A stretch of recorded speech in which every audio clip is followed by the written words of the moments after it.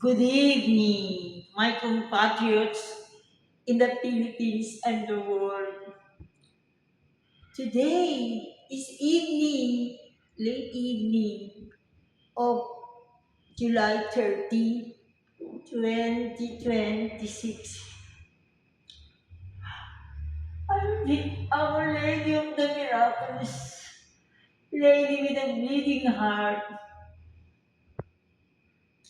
who called me to America and other nations, guiding me so that her bleeding heart will be comforted.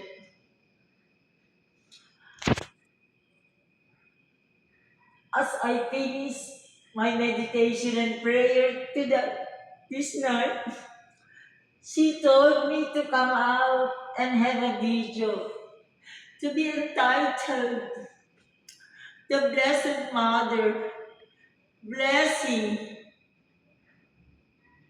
Ambassador Rafael Perpetuo and Lotilia, the new Philippine ambassador to the Holy See, who presented his credentials to His Holiness Sacred Prophetic Pope Leo XIV, whose May 8, 2025 election I prophesied here in this very sacred place before the spiritual groups led by Sister Josephine Aslaman. Our Blessed Mother told me that I should have this YouTube video to be the counterpart of the letter I wrote on June 29, 2026 in the office of Maria Luz Ballroom.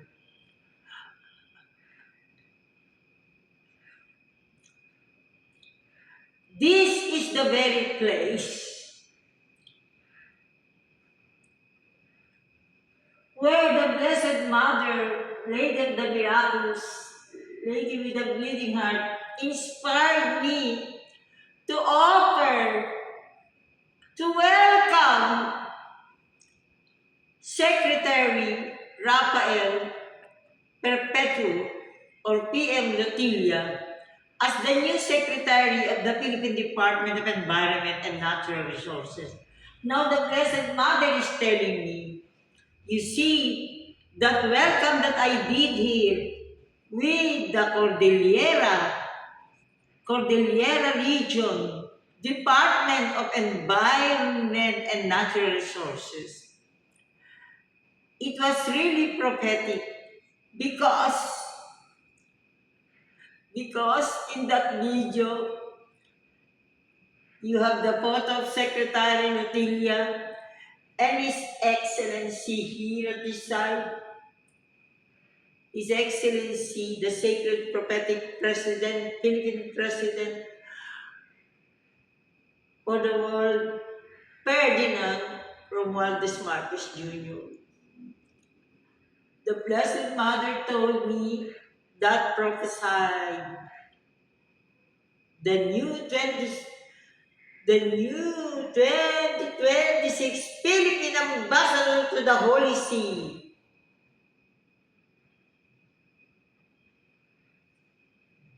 Former Secretary Rafael PM Lotilia.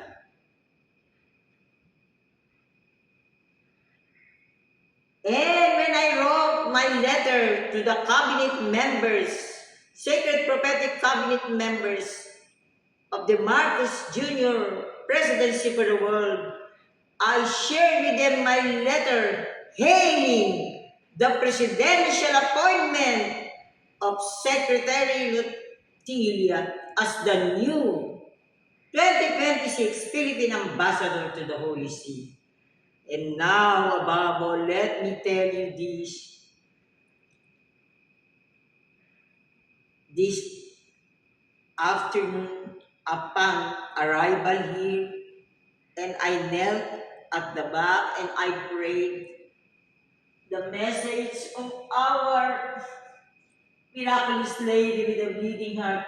Since this is the place called Baguio City, Luwakan, Interfaith Chapel of the miraculous, of the Ten Commandments, with the miraculous lady with a bleeding heart. Upon arrival and as I prayed, I had a vision and the Blessed Mother told me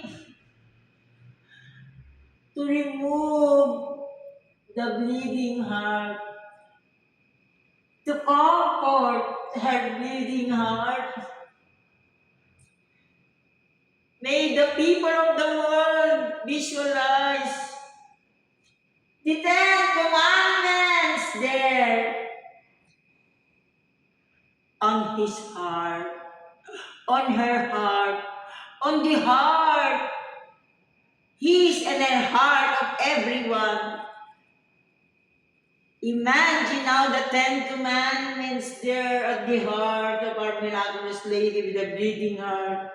Because as our beloved Manong Litos Valero or Carlos Litos Valero, now president of the La Union Electric Company, keeps saying,